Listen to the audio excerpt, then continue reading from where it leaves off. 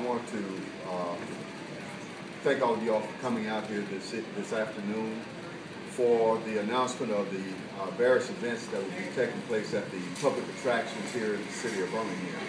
It's ironic that we're making this announcement here today for the commemoration of 2013 with all of our attractions at the site of the former Loveman's department store, and next door was the Newberry's department store. That was the site of the various sit-ins that took place during 1963 and other times.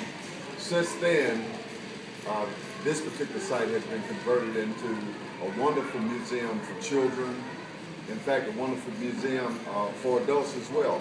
A hands-on museum that kids of all races, all religious backgrounds can come and enjoy the thrill of learning, the thrill of science. And that's the contrast that we hope to demonstrate during 2013. The Birmingham that we once was and the Birmingham that we are today. There are a number of events that will be taking place at all of our attractions, publicly owned attractions, that will support 2013 to show visitors the wonderful activities that we have here in our community, to show visitors the wonderful commitment that we have both in the public and private sector to make Birmingham the best, most livable city that it can be. And I want to thank all of the heads of the various organizations for being here today. We're going to start out with McWayne and just briefly share with the public a few of the things that McWayne will be doing, and then we'll bring up the other sites as well. Absolutely. I'm Amy Templeton from the McWayne Science Center. We are thrilled to be a part of this 2013 commemoration. And we are thrilled at what we are bringing this summer. It's an exhibition entitled Race, Are We So Different? Which is perfect for the McWayne Science Center because it's about the science of race. It examines genetic differences between the races, but much more important, the similarities, and how so many of the differences that we attribute are man-made and not actually scientific, and how we are so much more alike than we are different. We will open this exhibit in May, and it will run until early September. And so we anticipate a big crowd. It will be great. It's appropriate for children. It's a great learning experience for children, but it's also something that adults will enjoy whether or not they bring a child. So it will also attract, I think, some new audiences as well as our typical audience for this exhibit, and we are thrilled to do that.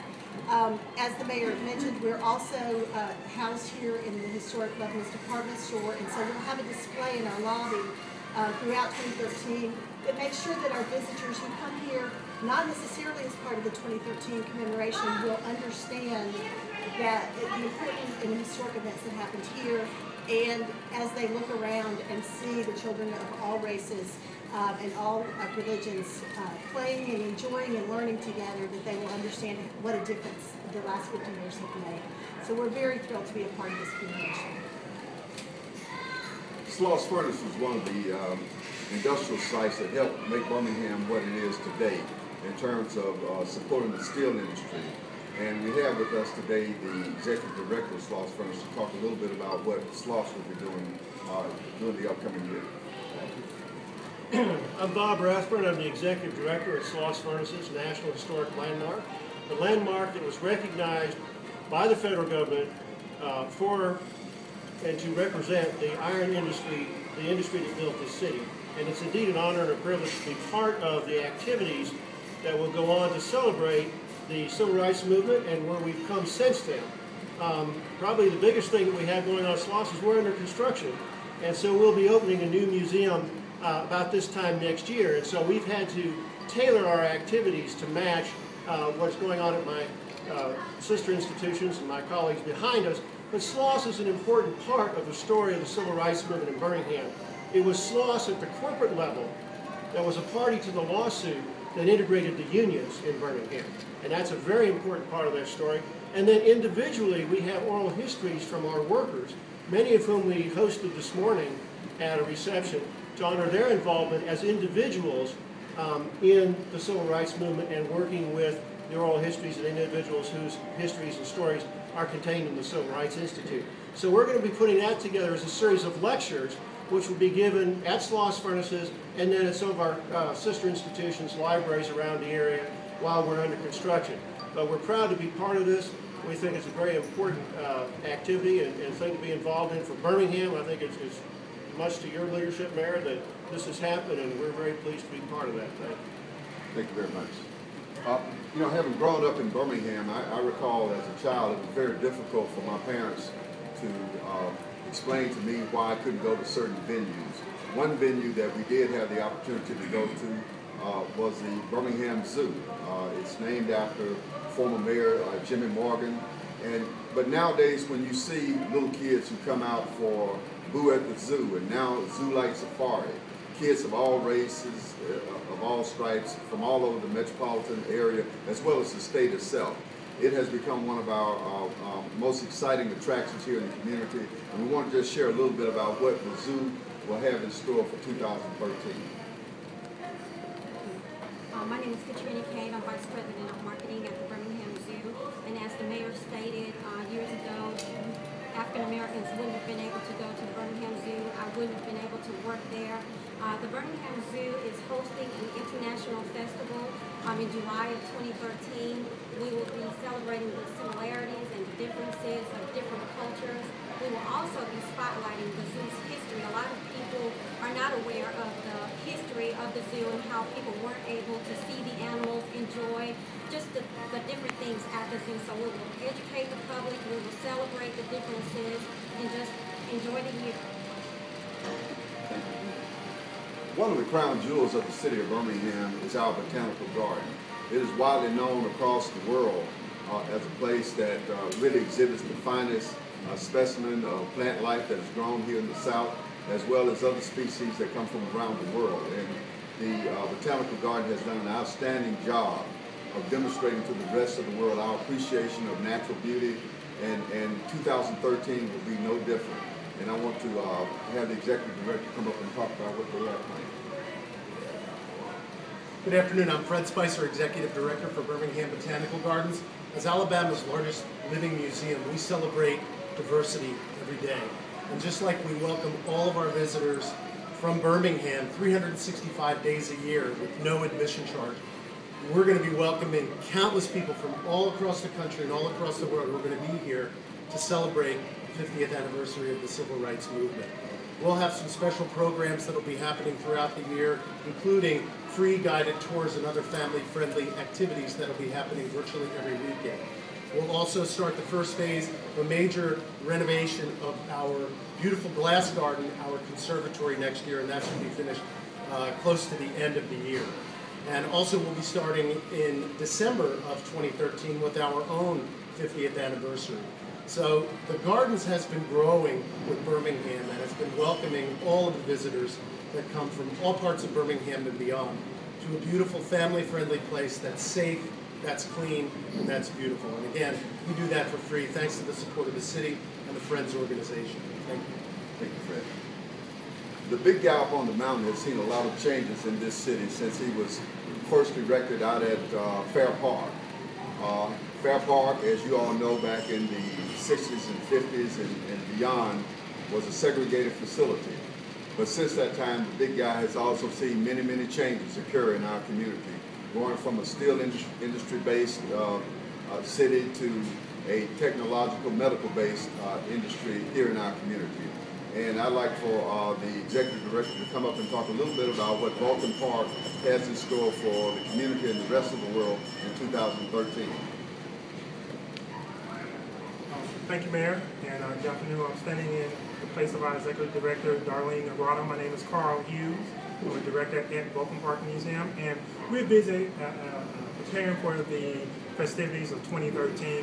One of the things that we have coming up in March is Imagine Birmingham, which is a youth art exhibition that will run throughout the month of March. And the participants are students from the Birmingham City School, high schools from all across the city. Their art will be inspired by the events of the 1963 Civil Rights Campaign.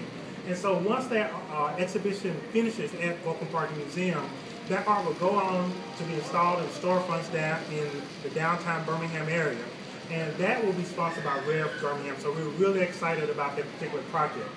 after that, we have a new exhibition opening in April, which focuses on the 4th Avenue Business District and its impact on the African American community and how it served as the epicenter for the Birmingham Civil Rights Movement. That will run from April throughout September, and we're really excited about the community involvement, the support from the community, the corporate community to make this exhibition happen. So we're busy, we're excited, and we are thankful to the mayor and the city for what all they're doing for the city during that commemorative year. Thank you. Before I bring up the director of the Museum of Art, I want to bring up a representative from Barber Motorsport. As you know, Barber has been a premier sporting event here in this community with the monies that have been spent by George Barber and his foundation to develop a world-class racing facility. That facility brings people from all around the world. So it's only appropriate that they should be involved in spreading the word and spreading the good news as to Birmingham's bright presence and bright future. So we'd like for someone to come up and speak on that. Hi, I'm Lauren Cater. I'm the events manager for the Barber Motorsports Park and Museum. And we are just so fortunate through the love of motorsports to bring so many international and local and national visitors to Birmingham for our 3 big races that we have scheduled for next year. The first is in April, our Honda IndyCar Grand Prix of Alabama, which will be April the 7th through the 9th. Then the AMA Sports Bike Classic that will be presented by America's Federal Credit Union, America's First Federal Credit Union, and that will be June the 21st through the 23rd. And then, of course, our Barber Vintage Festival that is presented by the Triumph Dealers of North America, which brings in about 50,000 actually national visitors to Birmingham during October. So that will be October the 11th through the 13th. So we are just happy to be a venue for so many visitors to Birmingham. As I stated before, another great crown jewel that we have in our community is the Birmingham Museum of Art. When I think about the fact that the municipal museum started out really just a few paintings on the walls of City Hall and has expanded into a wonderful facility that exhibit art from around the world, exhibit artists of all ethnic background. It captures the imagination in the visual sense. And we're just grateful to have such a facility in our mix. And we want to bring the director up to speak about the events of 2013. I'm Gail Andrews from the Birmingham Museum of Art, and thank the Mayor so much for this opportunity to meet with all of you. Like our 6 sister institutions gathered here, we too have been considering the best ways to commemorate and recognize this landmark moment in our history.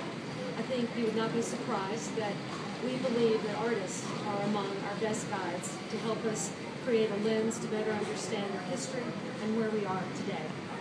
With that vision in mind, I'm very pleased and proud to announce for next year, Artists as Activists, Birmingham 50 years later. We are bringing in 4 nationally and internationally recognized artists who will do a series of programs, exhibitions, performances, events throughout the year that will, starting in April of 2013 and running through the fall of 2013. But I really think will give us an opportunity to explore some of the issues that we've heard discussed already, will give us moments of discussion and contemplation and provoke us to understand and to think about the contemporary artist's role and contribution today. Is this our new civil rights activist, the artist? So I look forward to talking to you more specifically about these artists, but just to list them for you right now. Theaster Gates, Jefferson Pender, Dawood Bey, and Hank Willis Thomas. I'm also happy to say that each artist is really going to become deeply involved with the community. Dawood Bey already has a photographer who some of you may have met. And they're going to use the community, objects from our community, as well as the history from our community to really communicate, as I said, this landmark moment, and not just our history, but the history of the world. Thank you. Thank you, Gail.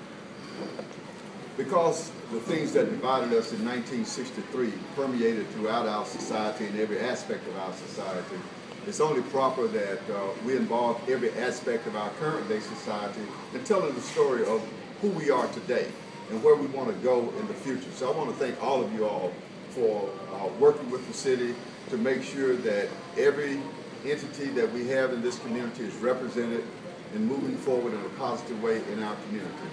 We'll be happy to entertain any questions that you might have.